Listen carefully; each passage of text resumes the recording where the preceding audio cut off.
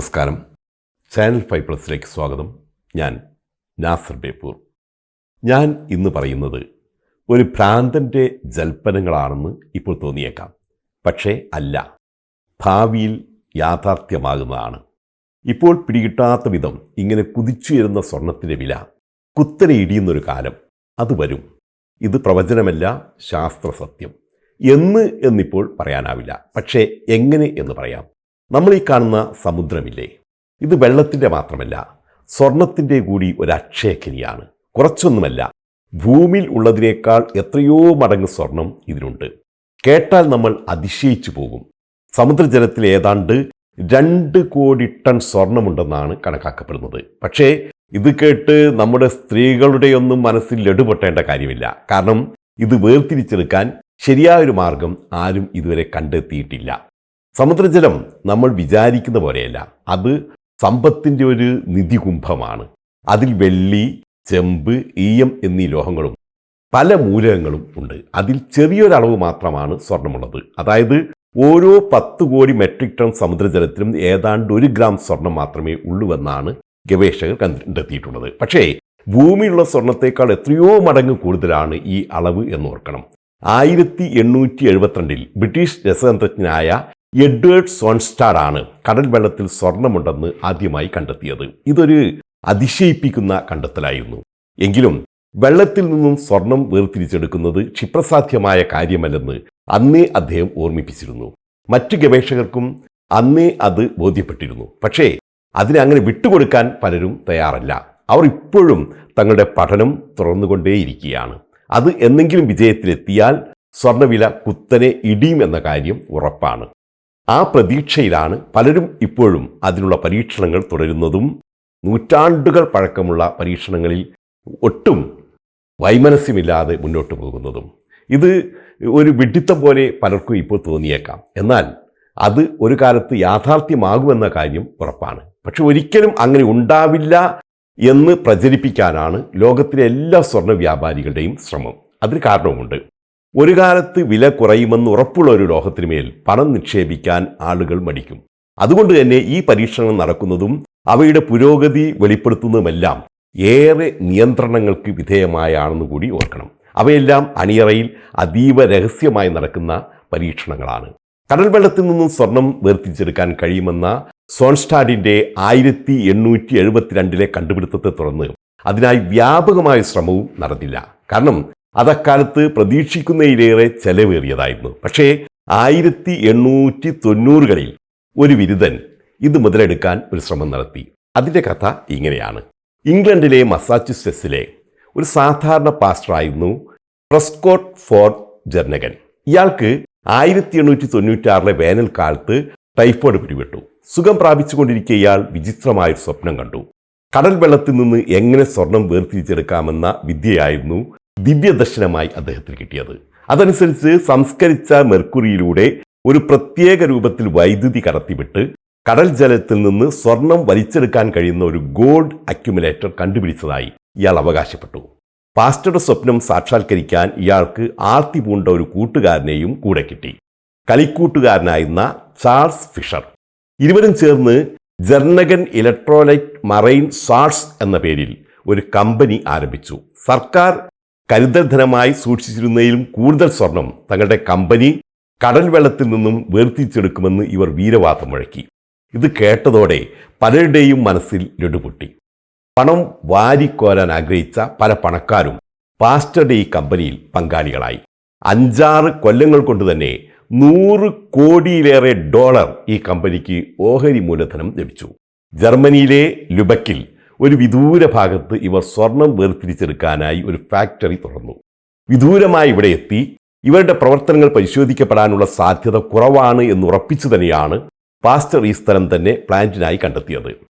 Pastor നിർമ്മിച്ച 1000 അക്യുമുലേറ്ററുകൾ ഉപയോഗിച്ച് കടൽ വെള്ളത്തിൽ നിന്നും സ്വർണം വേർതിരിച്ചെടുക്കുന്ന പ്രവർത്തനമാണ് അവിടെ നടന്നത്. പക്ഷേ അടുത്ത് തന്നെ സ്വർണം വേർതിരിച്ചെടുക്കും, ലാഭം കൊയ്യും എന്നൊക്കെ പറഞ്ഞു തുടങ്ങിയ കമ്പനി 8 കൊല്ലമായിട്ടും ഒന്നും നേടിയെടുത്തതായി കണ്ടില്ല.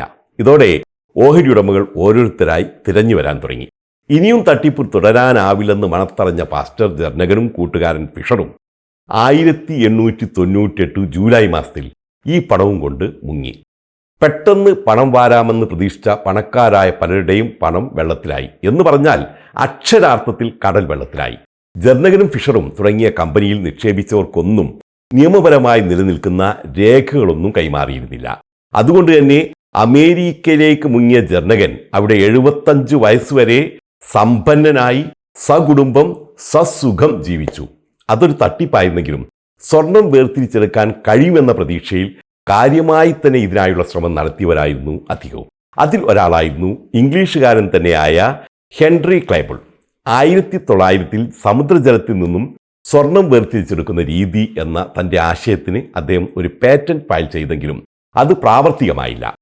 1990 പ്രസിദ്ധീകരിച്ച ഒരു പഠനത്തിൽ അറ്റ്ലാന്റിക് പസഫിക് സമുദ്രങ്ങളിലെ ഓരോ 10 കോടി ടൺ വെള്ളത്തിനും ഏതാണ്ട് 1 ഗ്രാം സ്വർണം മാത്രമേ അലിഞ്ഞു ചേർന്നിട്ടുള്ളൂ എന്ന് അദ്ദേഹം കണ്ടെത്തി.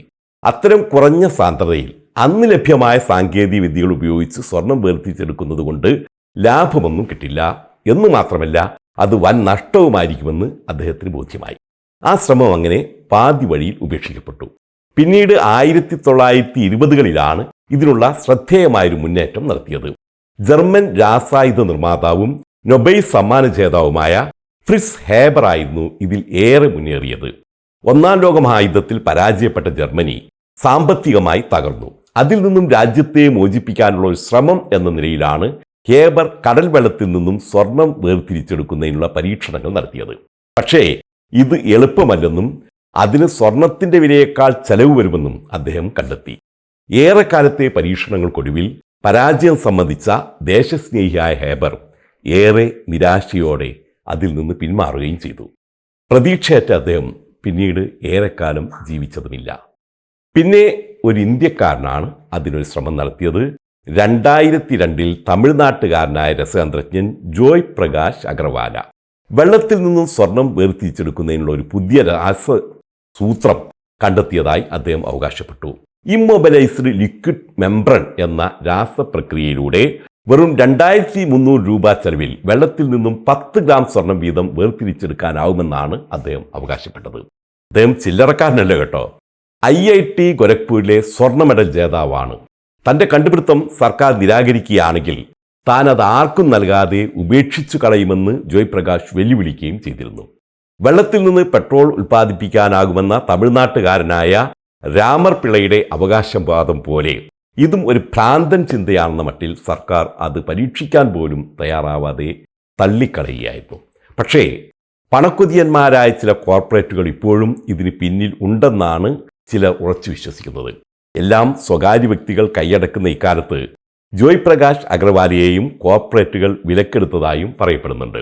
കാര്യത്തിൽ ഊഹാപോഹങ്ങളല്ലാതെ എൻ്റെ അന്വേഷണത്തിൽ കൂടുതലൊന്നും അറിയാനായിട്ടില്ല. പക്ഷേ ഇതേക്കുറിച്ച് പിന്നീട് ഒരു ചർച്ചയും നടക്കാതിരുന്നത് ഇതിലെ ദുരൂഹത വ്യക്തമാക്കുന്നതാണ്. കടൽ വെള്ളത്തിൽ നിന്നും സ്വർണം വേർതിരിച്ചെടുക്കുന്നതിനുള്ള പരീക്ഷണങ്ങളിൽ മനുഷ്യർ പിന്നെയും മുന്നോട്ട് പോയി. 2012 അമേരിക്കയിലെ ടെക്സാസിലെ ശാസ്ത്രജ്ഞനായ മാർക്ക് സള്ളിവന്റെ കണ്ടുപിടുത്തമാണ് അതിൽ എടുത്തു പറയേണ്ടത്. ഇതിനായി അദ്ദേഹം കണ്ടെത്തിയ ജനറേറ്റർ സള്ളിവൻ ജനറേറ്റർ എന്നാണ് അറിയപ്പെടുന്നത്. ഇതിൻ്റെ വ്യാവസായികമായ പ്രവർത്തനത്തിനായി അദ്ദേഹം നിക്ഷേപകരെ തേടിയെങ്കിലും പരസ്യമായി ആരും രംഗത്ത് വന്നില്ല. ഇതിനിടയിലാണ് സ്വിറ്റ്സർലൻഡിൽ 2018 സ്വർണം പിടിച്ചെടുക്കുന്ന ഒരു പുതിയ വസ്തു കണ്ടെത്തിയത്. മോണിക്യൂളാർ സ്പോഞ്ച് എന്നറിയപ്പെടുന്ന ഇതിന് വെള്ളത്തിലെ സ്വർണ്ണ അയോണുകളുടെ 90 മുതൽ 99% വരെ പിടിച്ചെടുക്കാൻ കഴിയുമെന്നാണ് അവകാശപ്പെടുന്നത്. കടൽ ജലത്തിൽ സ്വർണം മാത്രമല്ല, അതിനേക്കാൾ എത്രയോ മടങ്ങ് ചെമ്പും വെള്ളിയും മറ്റു ലോഹങ്ങളുമുണ്ട്. ഇതിനെല്ലാം ഒഴിവാക്കി സ്വർണം മാത്രം വലിച്ചെടുക്കാൻ കഴിയുന്നതാണ് ഈ സ്പോഞ്ച് എന്നാണ് പറയപ്പെടുന്നത്.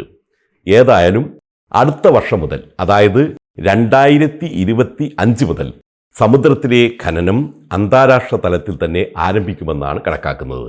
ഇതിനായി ഇന്റർനാഷണൽ സീബെഡ് അതോറിറ്റി ഇതുവരെ 30-ലധികം കരാറുകൾ ഒപ്പുവച്ചിട്ടുമുണ്ട്. പക്ഷേ മനുഷ്യരുടെ ആർത്തി കരകടന്ന് കടലിലേക്ക് കടക്കുമ്പോൾ ഇത്തരം ഖനനങ്ങൾ വ്യാപകമായി നടക്കും.